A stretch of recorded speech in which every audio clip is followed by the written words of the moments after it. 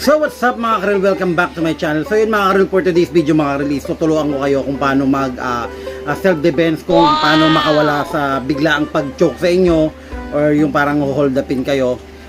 Pero ito, this time mga karel, gagawin natin itong tawag dito, medyo dahan-dahan lang. Choke, di ba pag nag-choke ka, nasasakal ka? So yun, tara. Ano mo, ito mga karel, sa mga ang gumagawa ng ito mga karel is yung mga yung mga tawag dito, professional lang. So yung gagamitan natin ng power of the mind. Alam niyo naman di ba, yung lagi ko sinasabi, may mga kapangyarihan tayo. So yun, kasama ko pala yung aking Diyosawa. Yan, itatry natin kung gaano tayo kalakas. Sige. Ayan, ayan mga karel.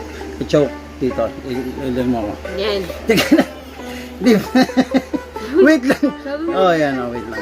Ganyan. I-choke. Siyempre hindi mo pwedeng concentrate ka, bawal ganun kasi lalo kang masasakal, lalo na kung may kutsilyo siya dito. Hindi mo pwedeng ganunin kasi siyempre mabibigla. So kailangan isip ko ng bagay na mapapakonsentrate ka.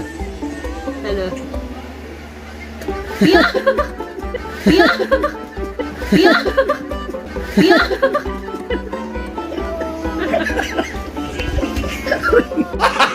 Gago!